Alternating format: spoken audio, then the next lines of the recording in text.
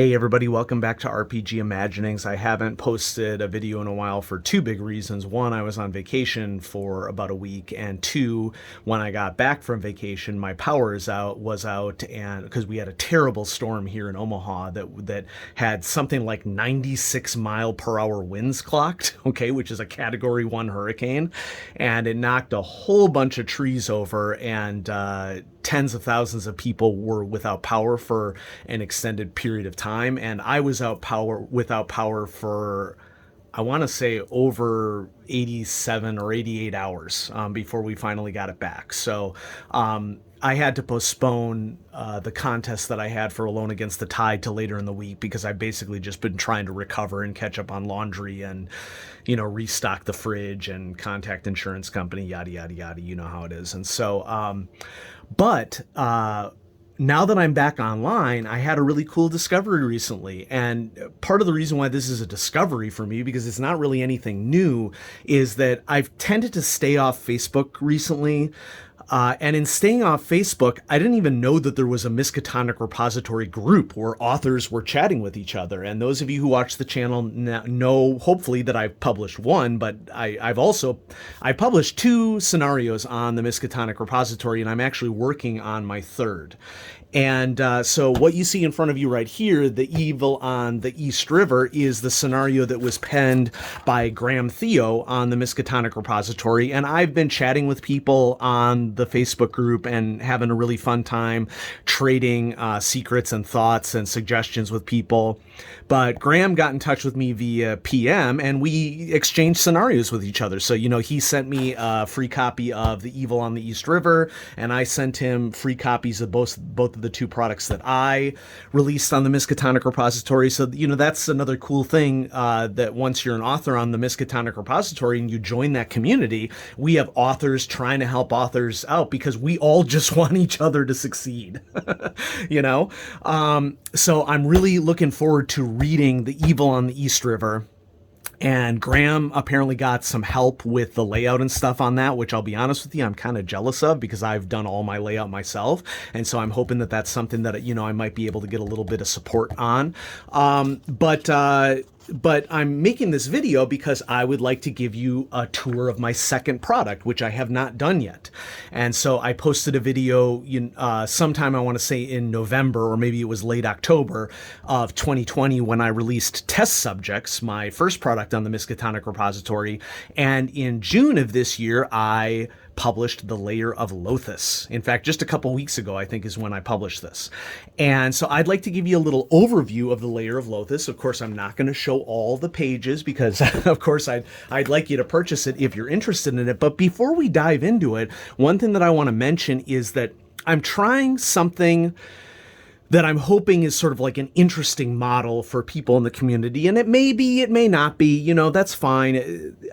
Part of the reason why I'm writing for the Miskatonic repository is because it has helped me to cope with the pandemic. I'm a teacher. The pandemic has been brutal for us, and doing something that I've always wanted to do, write scenarios for role-playing games, and writing scenarios in this case for my favorite role-playing game and getting published for it and making a tiny little bit of money for it. I mean, that's just, it's just awesome.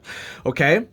I've been in contact with Nick Brook. I've been in contact with Bridget Jeffries, who are community liaisons for Miskatonic repository. And so I'm working on my third project, okay? So what I've done here with The Lair of Lothus is I released test subjects. Oh, and I should probably say, spoiler alert from here on out, you really should only be watching this if you are a member of my play group, who of course were playtesters on this, or if you are a keeper who is, maybe interested in seeing if it might be a scenario that you might want to purchase, or heck, if you're just an author and you want to get some insight into what my design process is, that could be a reason to watch this as well. So lots of reasons. So when I released test subjects, part of me was like, I want to write something, I want to get it out of there. So I didn't spend too much time fiddling with it. I mean, don't get me wrong, I went through, 3 or 4 or 5 complete read-throughs and edited the text for punctuation and flow and, everything that one would do as a writer. And I got test subjects out there knowing that, I still might want to tinker with it in the future. And in my test subject scenario, it is alluded to And I give an option for keepers that the serpent person scientist Lothus is a potential antagonist for the scenario. But the way test subjects is written, it's not likely that the players are to actually encounter Lothus directly unless a keeper makes some very specific decisions to do that. And I want to leave a keeper up to those individual decisions as to what a particular playgroup would find interesting for that. So when I sat down to write a second product, I was really motivated to, get into aspects of science, being a science teacher. And so you can see that I have a Library of Congress photo for my cover image of like a engineering, lab. I decided, okay, I alluded to Lothus in test subjects. What if I make this product an add-on to the test subject scenario? I priced test subjects really low. In retrospect, I would not have tested it. I would not have set the price so low at $3 if I were to do it again. I don't really feel comfortable increasing the price at this stage, since it's, been out there for a while. I think I undervalued my work a little bit, but at the same time, Miskatonic repository scenarios for those of us who are not established authors for Call of Cthulhu and do not want to spend the money to contract professional artists, which would essentially be an immediate loss for us. I mean, there's a lot of thought that goes into how you price scenarios. I think I'd price just a tad on the low end, but I'm not going to price one of my scenarios the same price as Paul Fricker's Full Fathom 5. I'm not crazy. Okay. But if my product is useful and interesting to people, I want it to be useful and interesting to people, So Lair of Lothus, my goal was to create an add-on for test subjects. This is not a scenario. And, you've probably already read a 7th edition Call of Cthulhu encounter location is what I am calling this. Okay. Could you make this into a scenario just with this product? Absolutely. But I provide plot suggestions for you, but there is no defined plot in this product. So if you are looking for a designed plot and are only going to purchase Lair of Lothus, you're not going to find it here. I just want to, be upfront with that. So what is an encounter location? Well, essentially what I've done here is I've done essentially the design equivalent of a dungeon, which if you listen to the good friends of Jackson Elias podcast, they recently had a podcast about scenario design that is very, very good. And they talk about realistically what the different pieces of a scenario really are. And my product right here is essentially a dungeon, but I also wanted to give opportunities for characters and NPC and PC interactions and options for combat, options for investigation, options for weird science, which is of course a big thing with the serpent people. So those are all elements that I built into this, with the idea being that if you spend $5 on Lair of Lothus and you want to be done, you can be done. If you spend $3 on test subjects and you want to be done, you can be done. I like the idea of keepers having options of how much they buy into a writer's work. And then if you were to buy both, okay, you would essentially have combined a 54-page scenario, okay, with oodles of handouts and keeper aids and NPCs that you could draw upon. And I think for $8, the combination of these two products is certainly okay. Now, granted, I'm the author, so of course I'm going to say something like that, But, you can view previews of both of these on DriveThruRPG on the Miskatonic repository. I don't want anybody to make an uninformed decision, which is why I'm making this video in the first place. I mean, if I was trying to trick you, I wouldn't even make a video, okay? So let's check out some of the pages of Lair of Lothus. Oh, wow, we have some interesting black ink scattering, or black ink that bled through on this page. That's really interesting. Okay, the Lair of Lothus. Let's jump into it. Okay, here's the credits. My playtesters are my playgroup. I did some of the art in this, and that's story in of itself that I'll tell here in just a little bit. Once again, I use the Word template. Oh, it looks like I'm having some ink bleed problems on my printer. What are you gonna do? Here's my table of contents. As I said, I use the Word template for the Miskatonic repository. I am very interested. Oh man, I'm getting all sorts of splotchy things all over the place on my printer. Okay, I'll have to fix that. So I'm definitely interested in learning more about how to handle files, because I have struggled a little bit with files on the Miskatonic repository, and I'm more of an ideas guy than I am an execution guy when it comes to writing. I mean, I'm not a professional publisher by any extent of the imagination. I'm a science teacher and an education professor, and writing is not my sphere of education. My sphere of education is assessment and teaching teachers to measure students fairly and measure students essentially to not hate school. Okay, is what I do in terms of my professional university role. So, what's going on with Lair of Lothus? Well, notice that the first section is Ideas for Keepers. What I've done here in the Ideas for Keepers section is that I've basically asked a lot of questions and made a whole bunch of suggestions as to how keepers might utilize this encounter location. And so I've broken them apart into 4 main sections: investigating the weird, the challenges of combat, the enemy by enemy is my friend, and so how you might use NPCs in this scenario, technological gate travel, getting at the science of this. So there's all sorts of choices. We have the same serpent person lead scientist from the test subject scenario with art by Carrie Fears. And then the story here, and notice how it says artwork next page for Acris. Acris is Lothus's serpent person guard lieutenant. I had asked Carrie to do another portrait for me. Long story short, without getting too specific, is life kind of intervened for her, and I did not feel comfortable expecting her to do a drawing for me.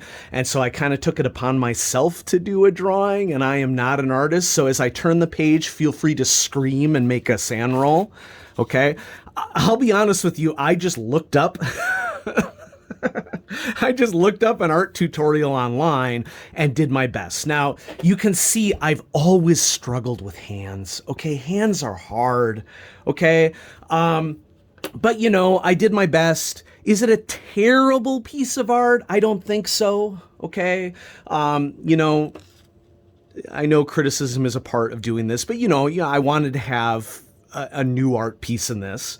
And given that art costs money, and yes, I fully believe in paying artists what they're worth, okay, and supporting them as a professional, the tricky part being a amateur creator is that, if I drop $120 on an art piece for a really talented artist, then I basically just accepted a huge loss for my product. And, I think that some people could argue, well, maybe you need to take a loss on, one of your things in order to make money later on. But remember, I'm not trying to do this professionally either, I mean, who knows what's going to happen? Who knows what's going to happen, right? So I drew Acris, and I don't think I did terribly. Okay, it's certainly not the best art in the world. Here is the keeper location. Okay, and so it is basically a serpent person lab facility that is divided into these 5 sections. I'm going to skip over a large part of the writing for each of these sections, but I'll just give you a quick summary. And then of course this extends out to where the testing grounds are located.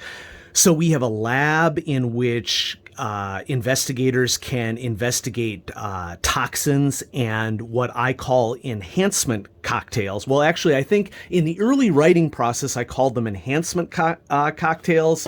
And in the current version, I call them elixirs. Okay. Because, I've always been fascinated with serpent research into toxins. And it's like, what if it wasn't just poisons? What if it also included like buffing chemicals that could buff, investigators or serpent people or something like that? So there's a whole bunch of stuff that they can uncover here in the lab. clues that give them hints into how the toxins and the cocktails work. This should be relabeled elixirs, so there's a little bit of an error there. If you purchase the scenario, this should be labeled as elixirs. That is, I guess, one mistake that I found right here. You can look into the computers. There's a genetic engineering section of the lab where there are variants of some genetically engineered feral cats that I created for the encounter location. There's a statue of Yig and the possibility of uncovering a mythos tome. There is a mutated feral cat contained behind a giant steel door on one side. All sorts of cool stuff to uncover in the lab. Notice how this looks like the only passageway out of the lab. What I'm going to recommend for keepers is maybe you create a tunnel here connecting part of test subjects or connecting your own area to some portion of the lab to get them to this area.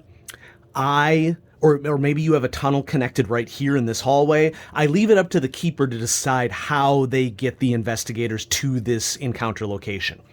We have a prototype gate, which is linked to the test subject scenario and gives you some options as to how you might use physical gate travel, how you might use time travel. There's all sorts of possibilities here.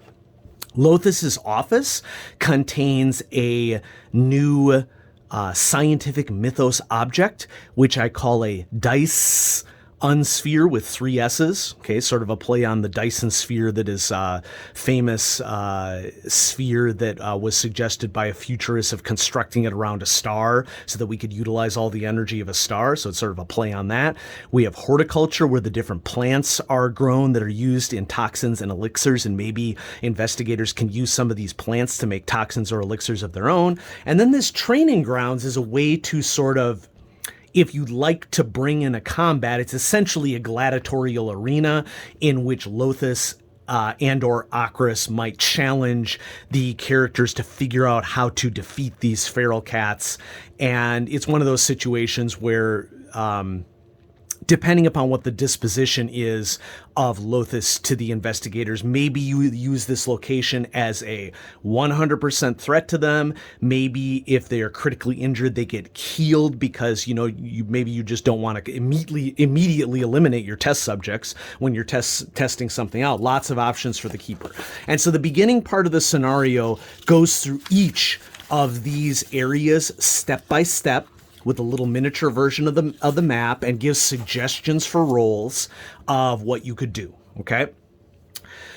Then we get to the rewards section of the encounter location.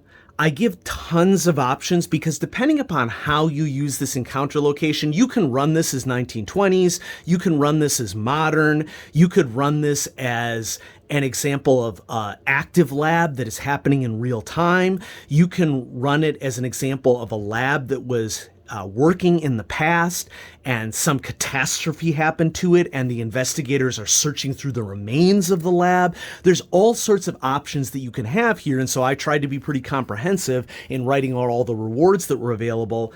Then we have our section on Serpent Tech, which includes a brand new form of Serpent technology that was not included in the test subjects area, and how investigators might be able to use this to learn serpent language, to learn out particular information. It could be an ongoing campaign piece of technology that your characters could use. We go back to the glass data records that I introduced in test subjects, and it's essentially like a tablet that serpent people are using, but I give some other possibilities of how you could find passcodes on a glass data record somewhere in the facility. I give you a blank data record so that you could compose whatever you want on one of these and do what's appropriate for your group. We have NPC and monster statistics, including for the primary NPCs, but then I have also added a new mythos monster that I call either an enhanced feral cat or a mutated feral cat, and these are deadly mythos entities that have some weaknesses, and part of that testing ground area was to see if the characters can figure out the very basic weaknesses of these mythos monsters and try to defeat them, or whether they're just going to get curb stomped and TPK'd, depending upon how tight or loose you want to run with it. I love giving keepers specific aids to help them in running games, and so I try to separate out all the handouts. I have some sample serpent scientists and soldiers labeled Tech 1 through 4 and Soldier 1 through 4 if you want to use those. Of course, there's a full map here of the facility. Once again, this should be labeled elixirs, not cocktails, okay? And of course, there will be a version of this map that has nothing written on it for the players. Table of the research samples that are available, and then I have individual maps of all of the sections for you to hand out to your players, including for the tech. And something that I've never done before, but I thought would be a critical thing, you know, I'm trying to think like a keeper here, is, well, you know, you don't, if you have players exploring a gladiatorial arena, you don't just want to throw it all to them all at once. So what I've done here is I've split it up into little sections that if you'd like to cut these individual pieces out, they start right here. You can add on a piece to the map as you go. And the little orange dots, for example, are torches. And then we have a body that the players can encounter and a refuse pile. And then I'm going to skip the next one. Since I did the art myself, I indulged myself and I went ahead and I did some art behind the scenes, so to speak. Okay. And I did behind the scenes art where I have my pencil drawing, my inked pencil drawing, and my final drawing of Acris. You know, if I'm going to struggle to do art, okay, I'm going to, you know, showcase what I did, I guess, in it. And then I added an about the author page to this one. So, yep, that's what I look like. A very few of you in the audience of RPG Imaginings know me from real life or have met me through the RPG community, the Call of Cthulhu community. You know, I've had this awesome opportunity to game with Bud from Bud's RPG Review, and some of the guys that are part of the Mitchester Arms, which Paul Minchner runs, who is a game designer. And shout out to that group. And so, yeah, that's a little bit about me. And so there it is. That's the overview of the Lair of Lothus, which I call an encounter location for Call of Cthulhu. I mean, I think it's pretty robust. I think it's worth $5, but, you know, it would be entirely up to you. When combined with test subjects, it ends up being like a 55+ page scenario with test subjects being the plot portion of it and Lair of Lothus more being like a dungeon aspect of it. And so, you know, purchase whatever you find useful. And if it's useful to you, great. And if it's not useful to you, that's fine as well. But, you know, consider helping a guy out. Okay. So this video will probably go up first today, and then I will have part 3 of Alone Against the Tide, in which we will announce the winner of the contest and who is going to be getting a copy of Alone Against the Tide, sponsored by Chaosium. This video is not sponsored by Chaosium, but of course, Miskatonic Repository is run by Chaosium. And so, thanks for watching, everybody. I hope that this gives you a pretty thorough preview of what to expect in the Lair of Lothus, and head on over to DriveThruRPG to check it out. The link to it, of course, will be in the description below. I also should point out that through the end of July 2021, there is a discount on test subjects, and you have to use the link that I've linked in the description below in order to get the discount. Okay. And so I've discounted it from $3 to $2. So if you like this video and you want to check out Lair of Lothus and maybe you want to get test subjects too, I reduced the price of test subjects down to $2 just through July 2021. And so thank you everybody for watching. Have a great day.